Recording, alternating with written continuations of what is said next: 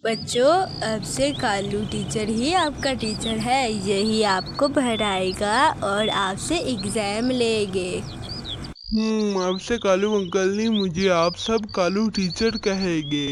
काला कौवा और गोरी कभी जंगल में अभी ही कुछ दिन पहले नए नए आए थे। गोरी कभी मेरी जॉब लग गई है। मैंने स्कूल में बच्चों को पढ़ाना करना है और जो सी मैंने डिग्री तुम्हारे भाई से नकली बनवाई थी वो आज काम आ गई।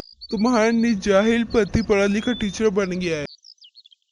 वो सब तो ठीक है, मगर आपको तो कुछ आता ही नहीं। आप बच्चों को क्या पढ़ाएंगे?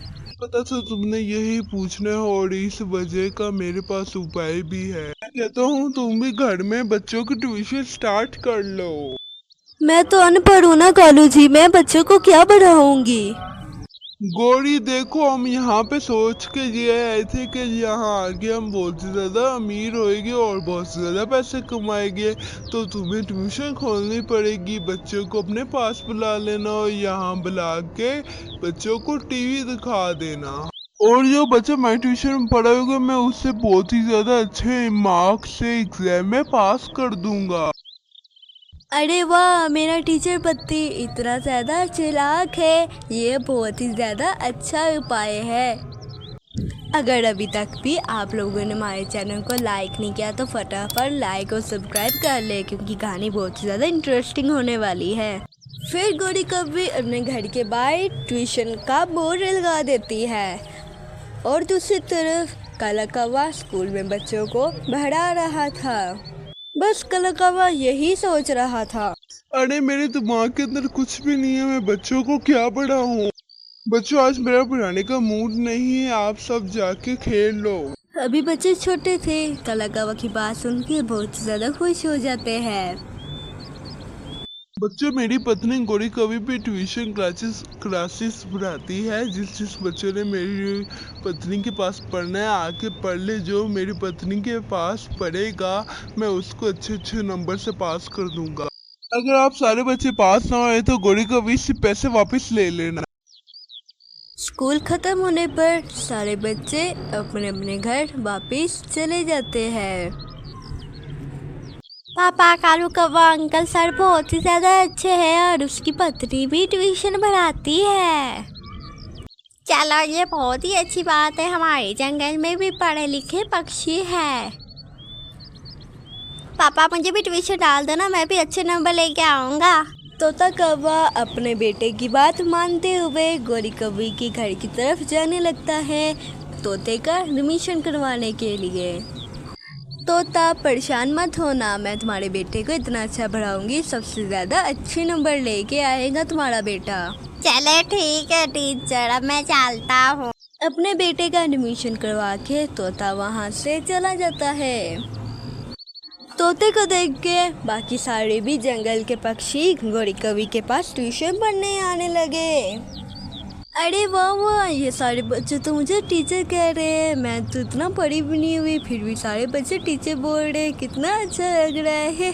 फिर अगले दिन सारे बच्चे गोरी कौवी के पास बैग ले लेके ट्यूशन पढ़ने आ जाते हैं। चलो बच्चों, मैंने सबके लिए टीवी लगा दिया है, सारे बच्चे बैठ के मजे से टीवी देखो। गौरी टीचर, यहाँ पे तो हम पढ़ने आते हैं, हम टीवी क्यों देखें? हाँ, सारे बच्चे बैठ के चुपचाप टीवी देख लो। घर में कोई भी नहीं घर में बताएगा कि आप सब यहाँ पे टीवी देखते हैं। पर कालो टीचर, अगर यहाँ में हम नहीं पढ़ेंगे तो हम फेल हो जाएंगे, हमारा क्या बनेगा? अरे रे, एग्जाम तो मैंने तुम सबके लिए आप सबको बिना पढ़े ही मैं पास कर दूंगा, चिंता मत करो।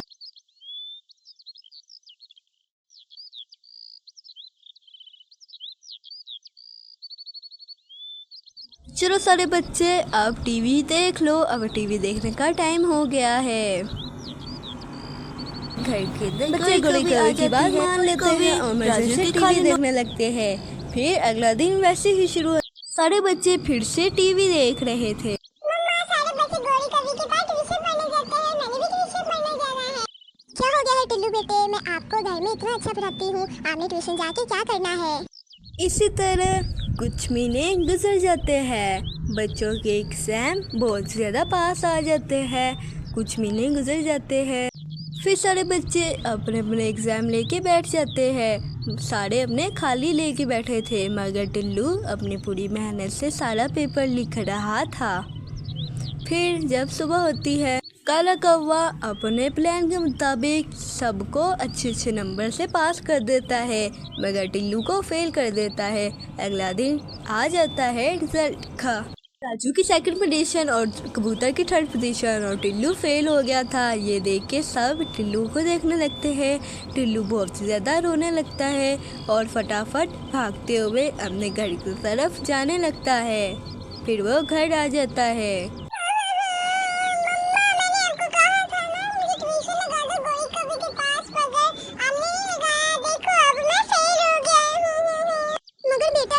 सब कुछ कैसे हो सकता है? मैंने तो आपको बहुत ज्यादा अच्छे से पढ़ाया था ना, और आपने सब कुछ याद भी किया था। बस मम्मा मुझे गोरी कवि के पास ट्यूशन लगा दो, फिर ही मैं स्कूल जाऊंगा।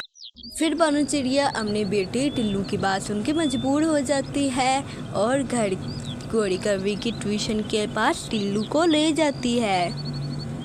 तुम चिंता ही ना करो बानू चिड़िया, अगले एग्जाम में तुम्हारा टिल्लू बहुत ही ज्यादा अच्छे नंबर लेके आएगा। फिर बानू चिड़िया बहुत ही ज्यादा खुश होती है और वहाँ से चली जाती है। चलो टिल्लू, बाकी सब बच्चों की तरह आप भी टीवी देख लो, फिर जब एग्जाम आएंगे कालू आपको पास कर देगा, अभी ना पढ़े। बस बेटा, ये बात अपनी मम्मा को मत बताना। ट्यूशन से घर आके टिल्लू अपनी माँ को सब कुछ बताता है।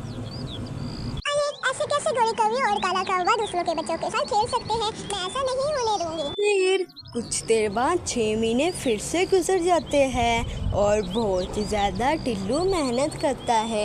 इस दफ़ा बानू चिड़िया ने टिल्लू को मन लगा के उसकी पढ़ाई करवाई थी। फिर बानू चिड़िया प्रिंसिपल के पास आती है और उसे सारी बात बता देती है। बस तुम चिड़िया देखो मैं क्या करता हूँ। फिर से एग्ज़ाम शुरू हो जाता है। सारे बच्चे खाली पेपर लेके बैठे थे, मगर टिल्लू फिर से सारा पेपर लिखता है। फिर काला कौवा उनके जाने के बाद अपने नकली नंबर लगाते हैं, अपने अपने मर्जी से सबको नंबर देता है और टिल्लू को फेल करके वहाँ से चला जाता है और बहुत ही ज़्यादा खुश होने लगता है। और दूसरी तरफ उसके जाने के बाद प्रिंसिपल सारा रिजल्ट को बदल देता है, सबको उनकी मेहनत के बराबर रिजल्ट देता है। फिर आखिरकार वो रिजल्ट वाला दिन आ जाता है। सारे पक्षी रिजल्ट वाले दिन आ जाते हैं। आपके सब बच्चे फेल हैं, सिर्फ टिल्लू पास है जिसने मेहनत की थी। आप सबके बच्चे इस वजह से फेल है। जो से ट्यूशन आप लोग पढ़ाते थे गोरी कवि के, वहाँ पे इन्हें टीवी दिखाया जाता था और कालू इन्हें वैसे ही पास कर देता था। ये बात सुन के सारे पक्षी गोरी कवि और काला कौवा को बहुत ज़्यादा मारने लगते हैं।